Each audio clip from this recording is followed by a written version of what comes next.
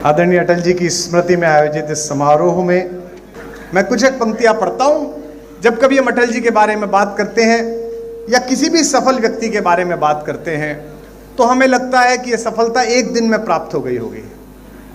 ये सफलता एक दिन में प्राप्त नहीं होती, वर्षों लगते हैं, संघर्ष लगता है। और समूह और सामने बैठे हुए लोग अक्सर सफलता के सितारे देखते हैं, असफलता का एकात्म रुदन कोई नहीं देखता।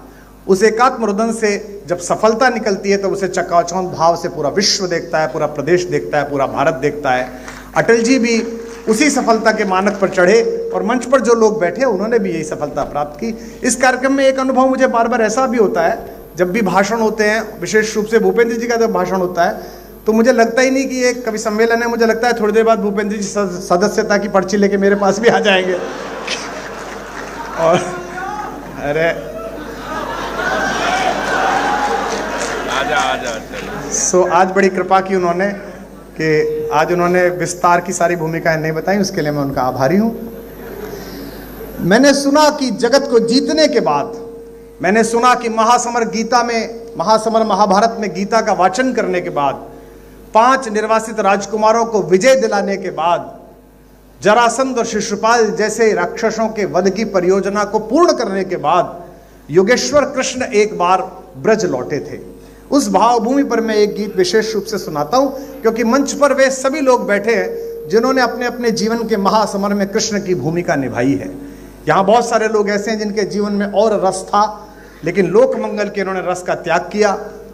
जब कभी गुजरात जाता हूं तो मैं गुजरात के लोगों से शिकायत जरूर करता हूं कि आपसे यह शिकायत है कि हमने हंसता गाता गुनगुनाता बांसुरी बजाता हुआ कन्हैया आपको सौंपा था, आपने उसे द्वारिकाधीश तो बनाया पर उसकी बांसुरी भी छीन ली और उसकी राधा भी छीन ली। ये पहली परियोजना है। सुनते हैं कि कृष्ण ब्रज लौटे और ये खबर उनके वियोग में आंख खो चुकी राधा जी को प्राप्त हुई। किसी ने कहा इस बार तीज के मेले में कन्हैया आने वाला है। तब तक राधा अपने नेत्रों की ज्योति लगभग खो चुकी थी। इसकी प्रारंभिक 2-3 टिप्पणियों पर आपका नाद मेरी भूमिका तैयार कर देगा। तो किसी ने कहा कृष्ण आने वाले हैं, राधा चुप रही।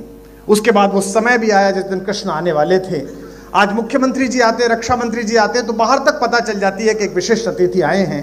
वो तो सम्राटों के सम्राट थे, पूरे मेले को पता चल गई, गोकुल को पता चल गई कि कन्हैया आ गए हैं।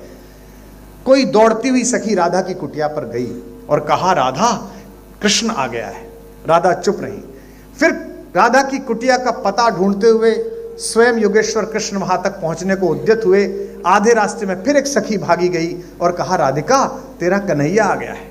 राधिका फिर भी चुप रही।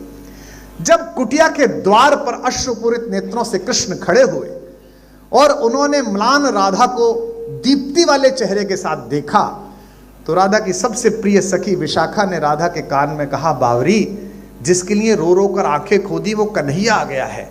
राधा ने जो उत्तर दिया वो मेरे गीत की भूमिका है। आपकी ध्वनि बताएगी कि आपको भूमिका कैसी लगी। कहा कि कन्हैया आ गया है। राधा ने कहा जगत भर आया है, जब बाह भर आ जाएगा तो मान लो कि क्या आ गया है।